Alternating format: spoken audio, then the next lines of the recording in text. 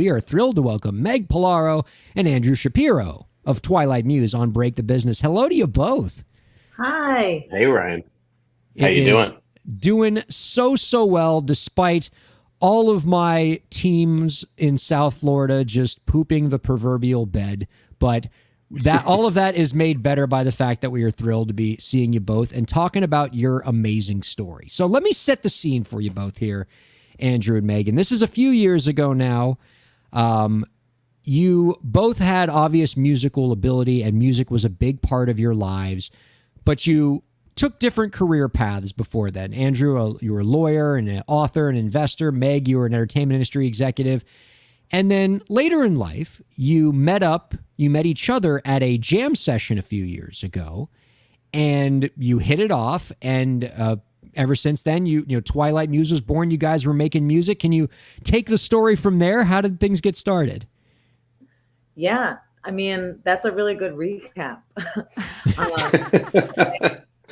Yeah, we met and like had this like what we call a musical crush on each other, and we both had this like, you know, burning passion to kind of do something in music. And you know, we started in a cover band and we were playing live, and that was awesome. And you know, through the pandemic, that got us through a lot of things. And then Andrew and I, you know, started writing music together maybe just a year ago, and then that exploded into an album. And you know, here we are now.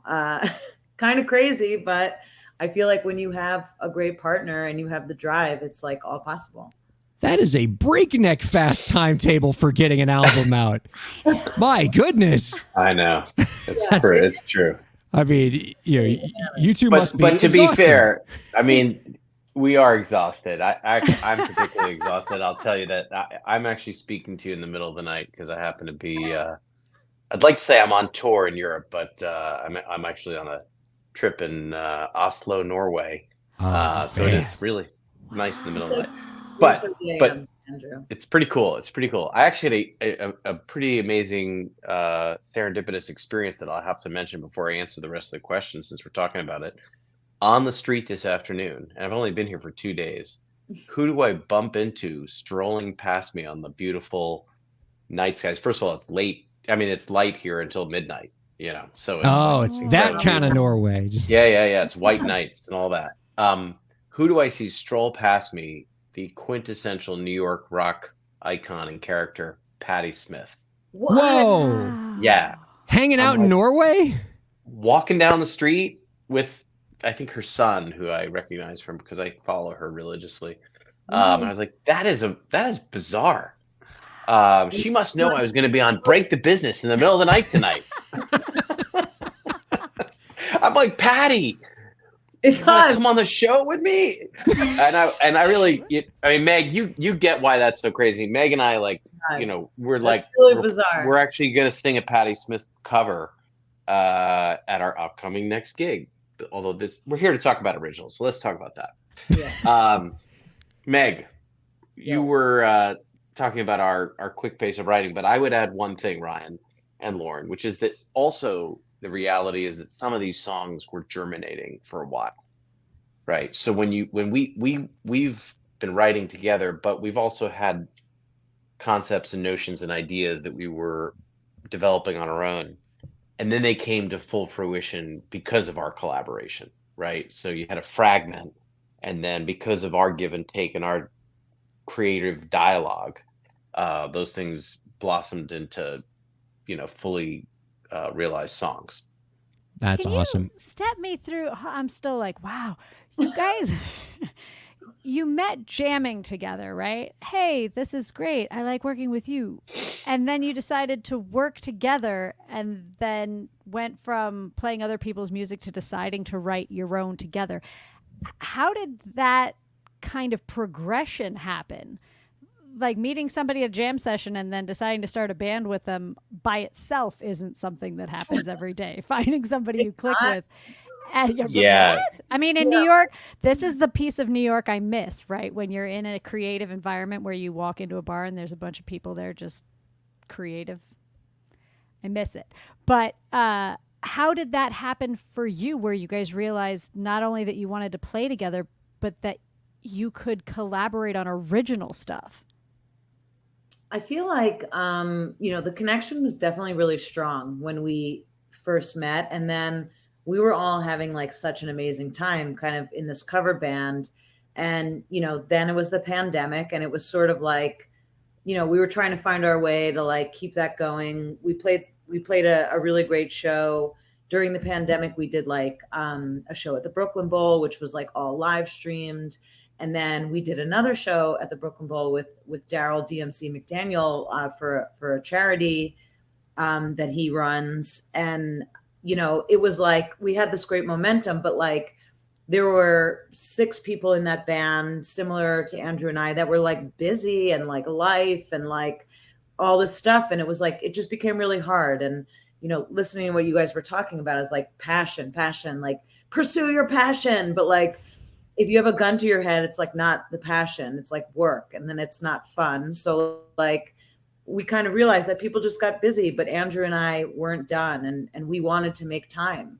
And I think, we had the shared commitment. That's like everything. If you don't have, I said this before, but like a partner and like a North Star, it's like, it's not going to work. So I think that we just kept driving each other. And there were a lot of times where we push each other, stop living your other life and get back to this life. We have to, but we're both aligned and really passionate about it. I think that's a great segue to kind of bring you both in on the discussion that Lauren and I were having in the first segment, the idea of, do you follow your passion? Do you follow your success? And we were talking about, putting words in your mouth because we didn't actually give you a chance to speak to this. But from what I can sort of infer from your story, you seem to have gotten to where you are by, assuming that making music is, this passion you have. You got to where you are not by just following your passion all the way from the beginning, but by being successful in different fields, by following your success. And then presumably you are where you are today making music because of what you were able to achieve professionally outside of music. I can imagine that you have accumulated resources and connections and other things through your professional lives that you are now able later in life to use to advance your passion and make this album. Does any of that kind of resonate with your story, or am I just completely off base? You want to go first, Andrew, or you go first? Okay. It's really strange, because if you look at my background, you would say, yeah, like that has to be the case. But in a lot of ways, it's like, it's not the case. I feel like the central point of how Andrew and I met was through a business relationship of mine, but it was more along the lines like, I was in a meeting in a pitch, and me and this person just like hit it off on a personal level and just kind of started talking about our love of music. And he was the one who invited me to this, jam session a couple of years ago. And then, for Andrew, he can explain, but similarly, so like, yes, that happened through quote business, but, I haven't called any agent friends yet and been like, yo, I dropped this, we got this album, like let's like help me out, like what do I need to do? Like, we haven't really called in a lot of favors in that way. Oh, I would have totally done that. I would have been so shameless. Wait till the launch party, it's coming. The invite. Yeah, I'm not saying we're not entirely shameless. I'm just saying maybe we haven't like pressed overdrive yet, like help, because like, I don't know, like it's kind of. If I were Andrew, I'd be telling Patti Smith about my album coming out on June 23rd. I would totally have told her too. I would have. You would have done that. You would have done that. I would have went for it. What do you think, Andrew? So look, it's funny because I just saw Scott Galloway weigh in on this question. I don't know if that was any of the inspiration for this, and he was taking issue with this. I think people cite Steve Jobs for the follow your passion thing, right? He's among those who gave famous commencement speeches telling people to live every day like it might be their last. But I followed my passion and work too. Like I've basically been an entrepreneur my whole career and kind of done my own thing and figured out my own way. and so I guess Meg, I agree with Meg, which is like it wasn't an either or, like follow Hmm. your passion or do what you're good at. Somehow I found a way that had both those things, right? And yet, I didn't try to be a touring rock star when I was 22, you know. Other things got in the way that I think it's true, probably did get me to this moment where I had the time and mindset and network and ecosystem and kismet, just like good luck to meet Meg, and then for us to play in this band. And I actually think COVID and the pandemic and the lockdown actually helped this project succeed. I'm not sure we would have shaped it or taken as much time as we Totally. had, obviously, in those 2 years. And we did some funny, crazy projects like remotely while we were in COVID. We did a bunch of covers and did like covers where everyone was recording separately, sending stuff to me. I was like pulling it together in Logic. Then we started making videos. I mean, we were just laughing and having a good time.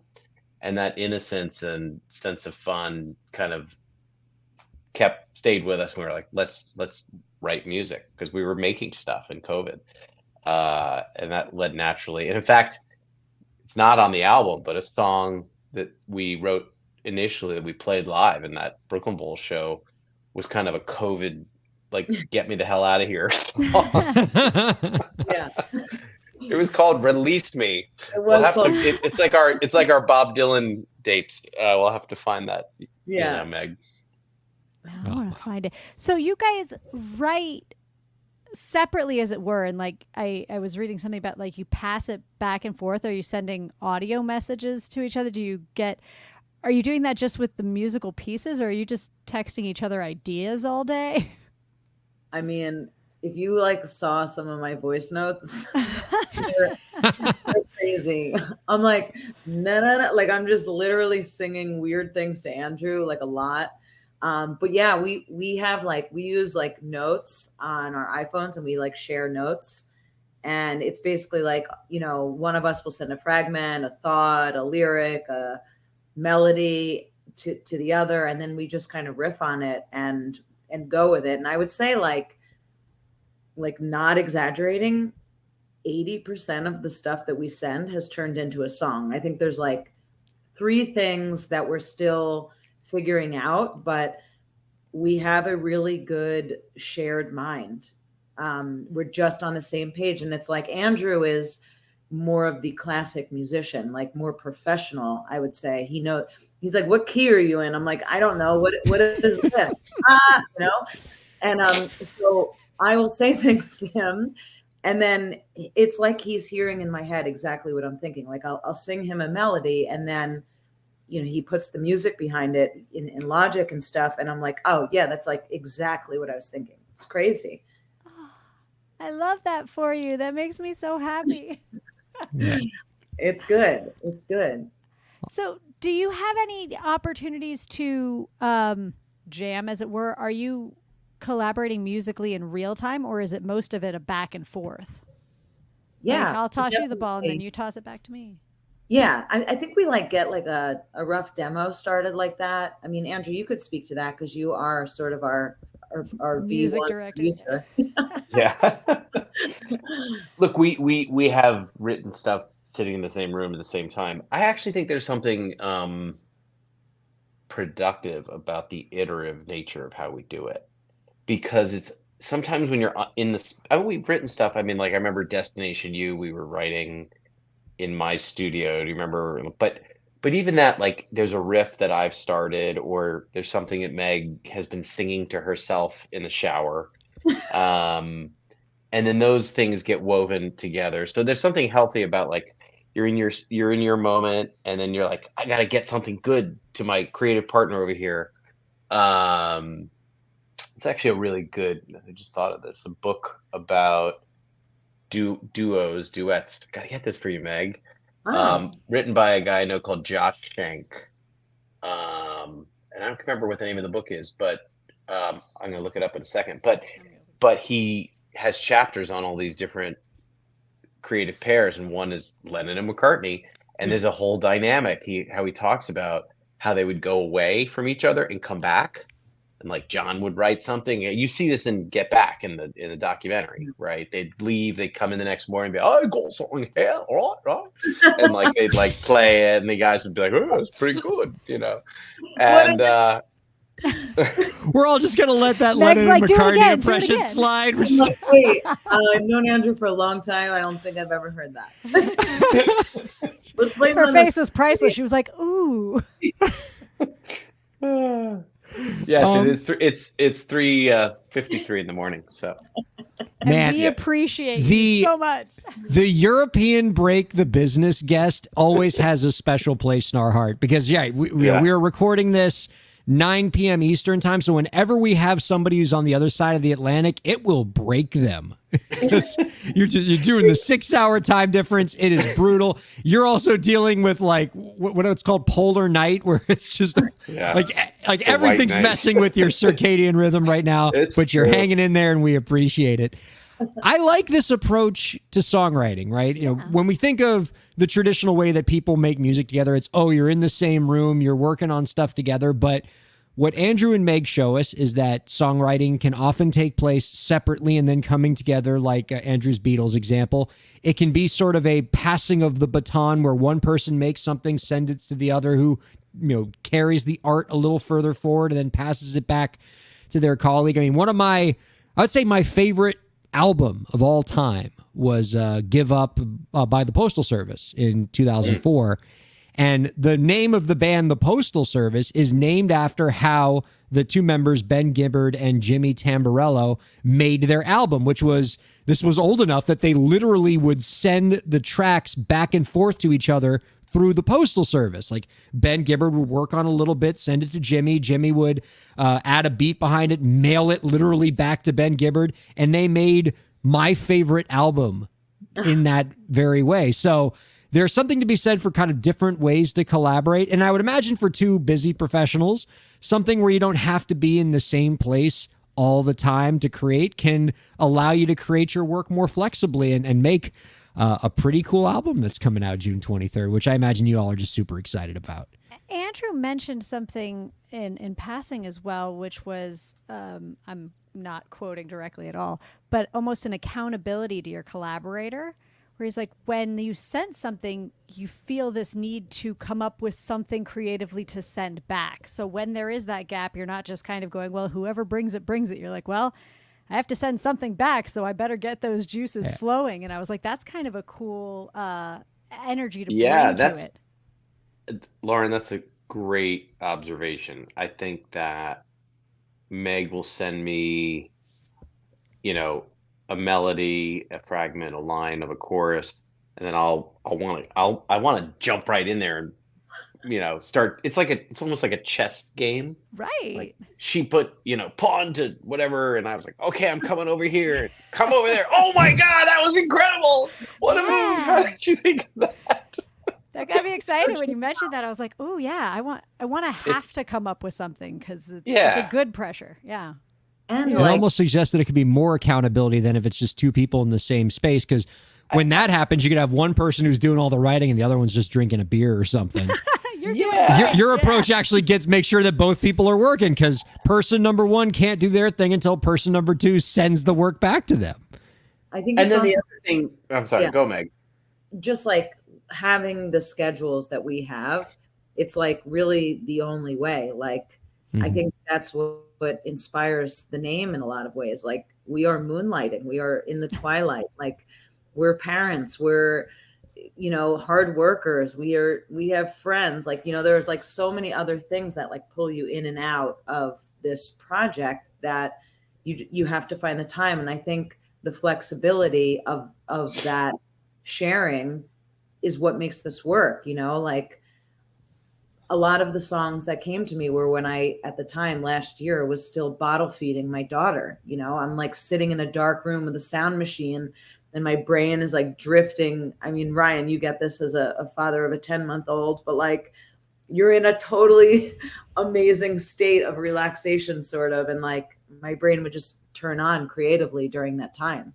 So, then Andrew would get weird voice notes at like 11:42 2 p.m. I It can't sounds like attest he to being loved in it, any state yeah. of relaxation for the last 10 months, but I'll take your word for That was it. unfair. You know what? That was unfair because you're not. You're not out of the You're woods not. yet. You're not. It's tough. First year Not is tough. relaxation, more of a trance, it sounds like. She's like, and then, you're feeding and you can't Yeah. move, so your brain like- just keeps going, right? Yeah. I'm like thinking of things, and I'm trying to put her to sleep. I'm like, do I make up a song? I don't know. You start humming to the child. I'm gonna send that to Andrew. Yeah. He'll do something with it. Right. We haven't done a kitty album yet. Yeah. Yet. Coming soon. It's coming, right? Well, just so you know, we've had 2 Best Children's Album Grammy winners on Break the Wow. Business. So we got a lot of good luck in that genre. So maybe this might, maybe this could spark something for you. Some of the kids' songs are actually really good. They can be so out. excellent. That's my happy place. One day I want to be like the next Raffi. That's the Yeah, person I'm not right? following, but like, oh man, I will be singing about bananas for a house of children and be happy as a bug, man. Yeah, that's where I the remember- money's at too. I remember when I asked one of these Best Children's Album Grammy winners, like, what's the secret to making good children's music? And he told me, it's not for the kids. Don't Yeah, it's make us. children's music for children. Like, children will Yeah. listen to anything. You need something that the parents can tolerate, Totally. because So- they're the ones that have to listen to it in the car. And so, Over and over and over and over. So, I mean, I love this like new resurgence of children's music that all sounds like the Decemberists and stuff. It's just like Oh, really yeah. good. Yeah, I'm like blasting Let It Go. And I'm like, you know what? This is a great song. Like, it's awesome. Yeah. Oh, man. So since we're talking about the role that technology is playing in making Twilight Muse's music happen, right? This album doesn't come together without technology that allows you to send voice notes back and forth. Given how busy you both are as professionals, I would imagine that you also need technology to allow you to make music from flexible locations. You can't always get to some state-of-the-art recording studio to make your music. And so can you talk about like the role that emerging technology is playing in creating your music? Does Twilight Muse as it currently exists now, could it exist 10, 15 years ago? Yeah, great question. And I've actually spent a good portion of my work life thinking about technology's impact on society and work. I put big air quotes around work because I wrote a book about that subject a million years ago, 1999. And the book was called The Control Revolution. And the whole point was that the internet and other new digital technologies were shifting control from the biggest institutions, governments, corporations, to individuals and communities. And this is a perfect example. In fact, the book came out, and then like 6 months later, Napster came out. Not everybody here will remember Napster. Come But on. Napster, Well, everybody course we here. Yeah, Everyone this here. group, Cool. the Gen Zers watching this on Twitch don't know what the hell you're talking about. Sorry, that's Metallica. that's 24 years ago. That's pretty crazy.